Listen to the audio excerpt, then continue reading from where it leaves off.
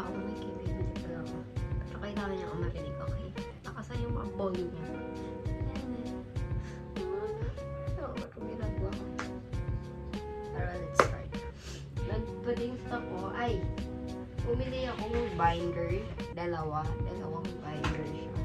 A4 size. Kasi gusto kong malaki. Kung nagsusulat ako, gusto kong malaki ng space. Tapos, dalawa ding ganire yung papel. Notebook. Peter ba tawag dito? Peter. Ay, tawag kasi kailangan mo mag-refill kung maubos na. Here siya. Okay, dalawa to. Kasama to. Pero may na-print kasi ako dito. And, alam nyo ba? May kabaliwan akong nagawa. Wait lang. Ayusin ko lang. Pero guys, wait buka. Ito guys. Huwag niyang intindihin yung manok. Kasi papansin siya. Ito. Cover ng aking mga binder notebook. Hati-hati ko siya. Tapos alagay ko siya. And, alam niyo yung katahang nagawa ko. Baliktad siya. Ano ko siya malalagay? Pero, gagawin natin siyang paraan. Ay, mati. Idura ko yan. Let's go. Ito lang. Pero may isang tama akong nagawa. Isa lang siya. Nag-iisa. Ito. Yung aking technical English. Ayan siya. Ito siya. Tcharan! Yes.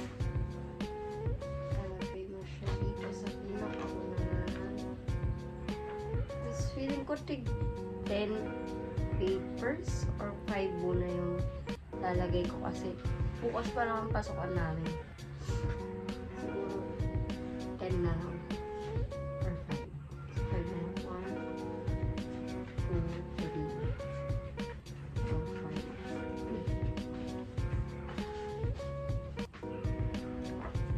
Pagsasama-samahin ko sa isang notebook yung TTH kasi same lang naman sila ng schedule ko. Same na sa subject. Para TTH. Ito yung ulan ko. Ano ko kasi yung ulan ng phone eh. Yung phone holder. Para nakapin tayo. Pag ako talaga yung wawan-yaman. Sa akin. Ganyan siya. Basta mamaya ako papakita sa inyo. Ay, no. Tapos, ang balak ko sa mga mali kong na-print. Sa likod ako magsisimulati. Kasi diba? Wait, balik natin. Balik ko siya paglagay. Lalagay ko to sa link below or pumunta kayo sa TikTok ko, mag-scroll lang kayo sa card ko. Diba, ito yung harapan. Ito yung kaisa-isang na-print na tama ko. Nasa harapan siya. Kasi syempre, siya lang naman yung tama. Ano siya nasa harapan. Ang gagawin ko, baliktad na na-print ko dahil sa kambaliwan ko rin. Hindi ko iniisip ang nagagawa. Dito na lang ako sa likod magsisimula. Nakikita ko siya. So, magsusulat ako dito sa likod. Pag ganun. Ano ka di? Special ka talaga eh. Special siya. Kasi special siya.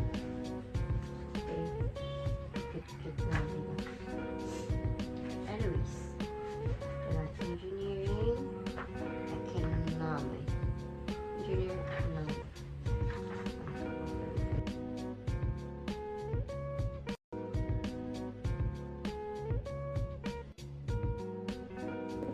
Guys, may isa na akong nagawa.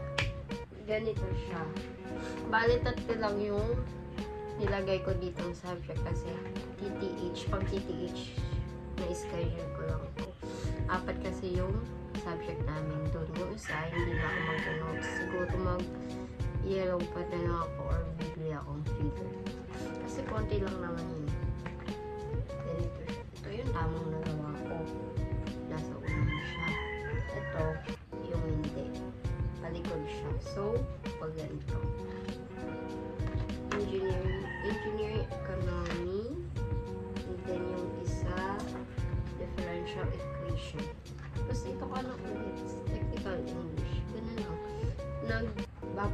Nag-iisip ako kung lalagyan ko siyang bookmark dito sa gilid para mas madali ko ma-identify kung saan ako pupunta ang subject.